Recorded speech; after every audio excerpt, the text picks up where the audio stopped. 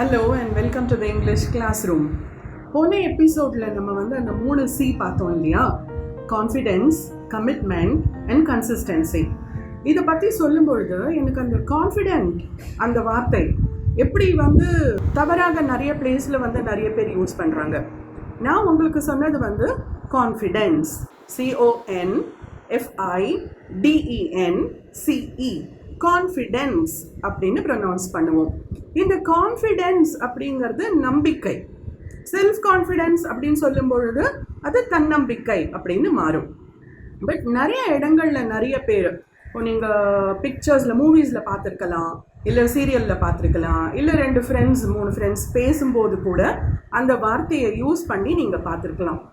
நான் நிறைய பேர் அந்த வார்த்தையை தவறாக உச்சரிக்கிறத பார்த்துருக்கேன், கேட்டிருக்கேன்.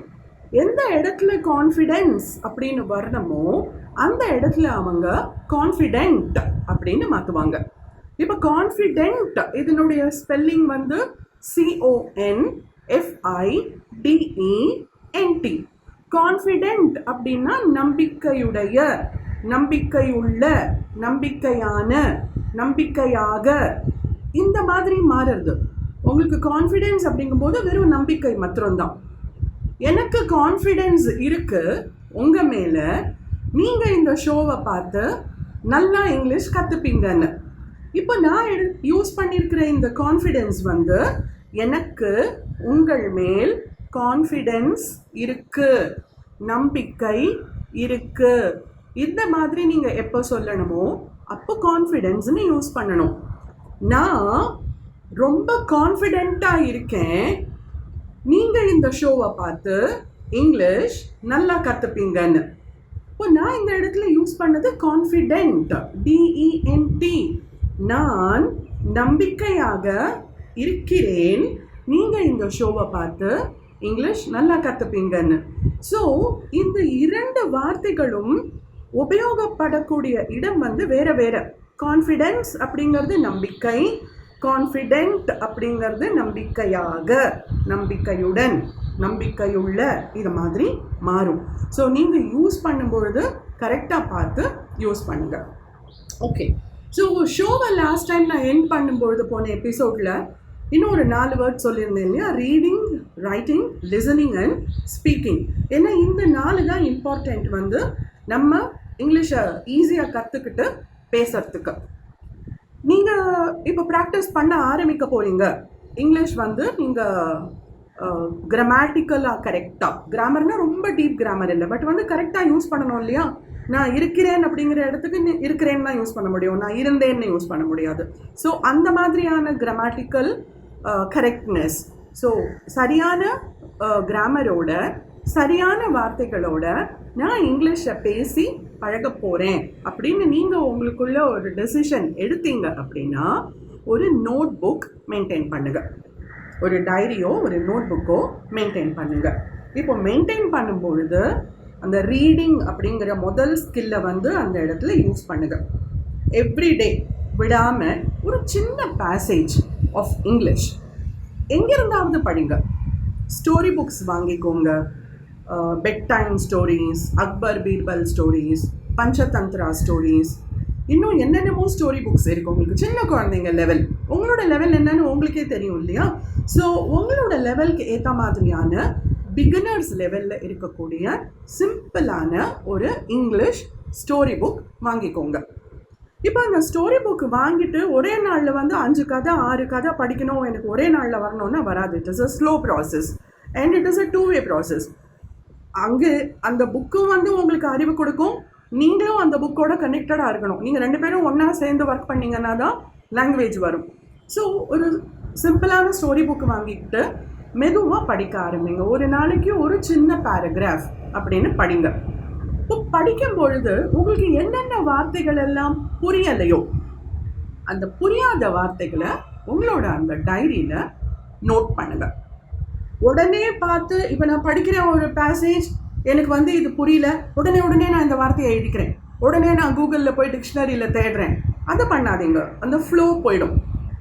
ஒரு கதையை மேலோட்டமாக படிச்சிங்கனாலே உங்களுக்கு ஒரு அளவுக்கு அது என்னன்னு தெரியும். மொழி புரியாமலேயே நம்ம எவ்வளோ சினிமா பார்க்கறது இல்லையா? அது மாதிரி தான். ஸோ ஸ்டோரி லைன் என்ன அப்படிங்கிற பேஸ் வந்து உங்களுக்கு புரியும், no problem. But deeper meaning, கரெக்டான உபயோகம் அப்படின்னு வரும்பொழுது அந்த பேசேஜை படிச்சுட்டு முடிச்சுடுங்க. Then you go back to the story. போய் உங்களுக்கு எந்த வார்த்தைகள் புரியலையோ அதை நோட் பண்ணுங்க.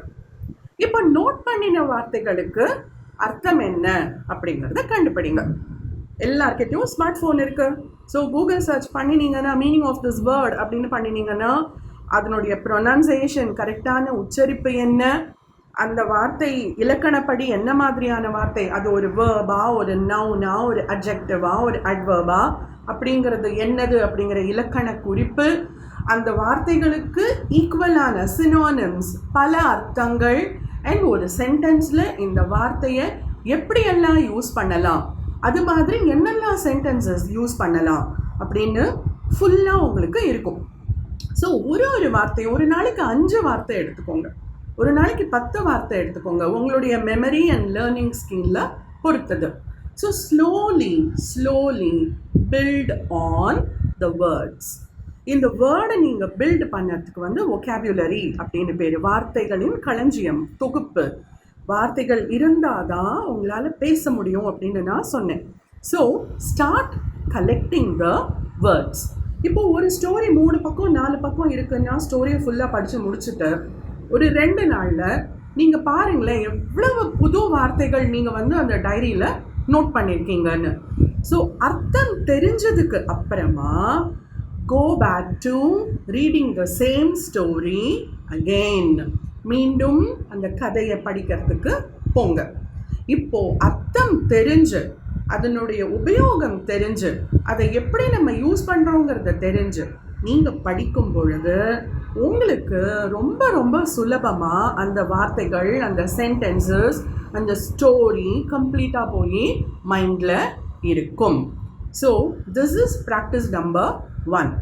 ஸ்டோரி புக்கோ, நியூஸ் பேப்பரோ, இல்லை ஏதாவது ஆர்டிக்கலோ, இல்லை உங்களுக்கு வாட்ஸ்அப்பில் வந்திருக்கிற ஒரு ஃபார்வர்டட் மெசேஜோ, அது எதுவாக வேணாலும் இருக்கட்டும்.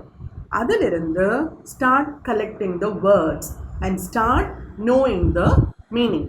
ஸோ இதுதான் நான் சொல்கிற ரீடிங்.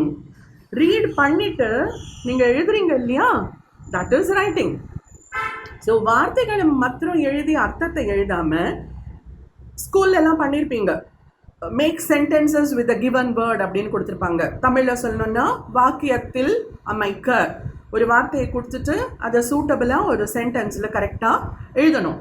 ஸோ அவங்க கொடுத்துருக்கிற அந்த எக்ஸாம்பிளை தவிர நீங்கள் யோசித்து ஒரு 2-3 சென்டென்சஸ் அந்த வேர்ட்ஸை வச்சு எழுதி பாருங்கள். This is writing.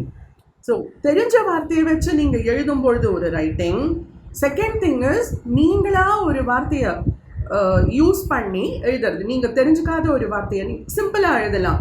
Hi, hello, good morning, how are you, it is long time since we met, ரொம்ப நாள் ஆச்சு நம்ம பார்த்து, it is long time since we met, I just finish my breakfast, did you have your breakfast.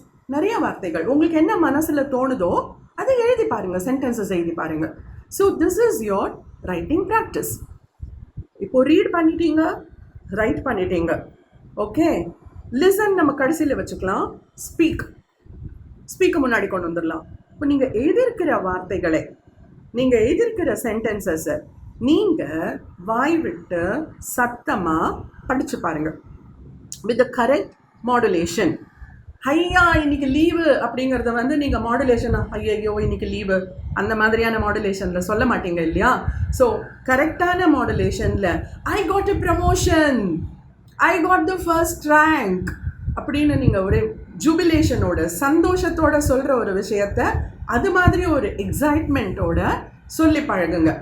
So உங்களுடைய modulation மேலே கீழேன்னு மாறி கரெக்டாக என்ன வார்த்தை, என்ன ஒரு உணர்வை குறிக்கணுமோ அந்த உணர்வை கரெக்டாக குறிக்கும்.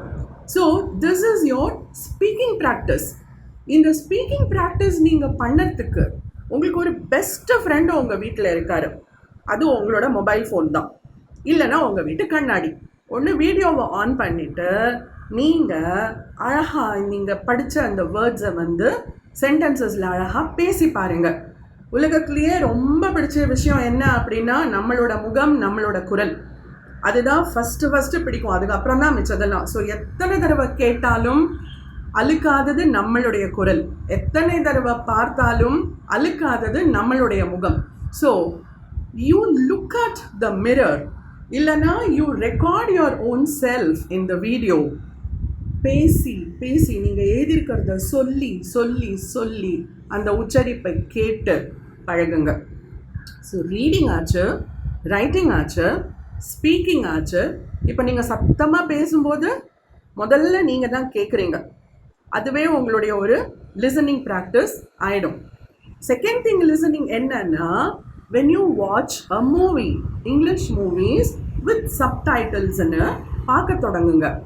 ஹெட்ஃபோன்ஸ் போட்டுட்டு அந்த குரலை கேளுங்க, அவங்க ப்ரொனன்சியேஷன் கேளுங்க. 2 விதமான ப்ரொனன்சியேஷன் இருக்குது.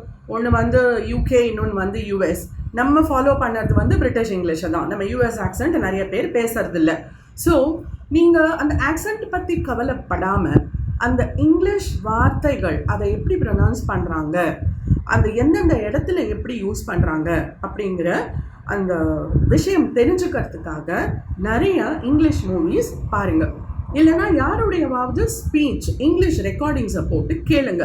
ஸோ இந்த ஸ்பீக்கிங் ப்ராக்டிஸில் உங்களுடைய குரலையே பதிவு பண்ணி நீங்கள் திருப்பி கேட்கலாம்.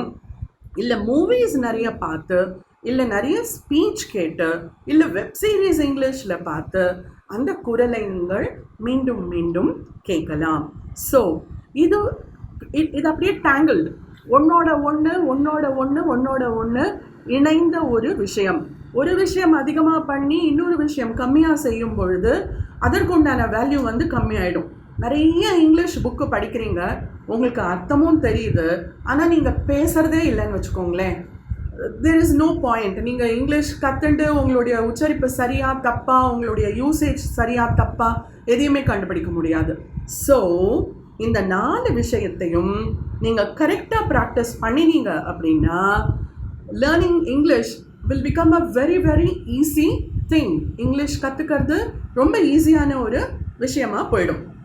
ஸோ நான் எபிசோட் 1ல் இந்த எபிசோட் 2ல் சொன்ன இந்த பேசிக்கான விஷயங்கள், தயாரிப்பு நிலை, ஒரு விஷயத்தை கற்றுக்கிறதுக்கு முன்னாடி நீங்கள் உங்களை தயார் செய்து கொள்ள வேண்டிய ஒரு நிலை, இதை பற்றி நான் உங்களுக்கு எக்ஸ்பிளைன் பண்ணியிருக்கேன்.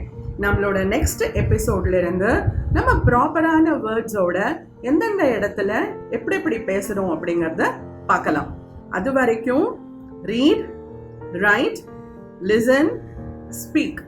ஓகே, உங்களுடைய அந்த ப்ராக்டிஸ் தான் உங்களை முன்னே கொண்டு போகும். See you in your next episode. Until then, take care. Bye bye.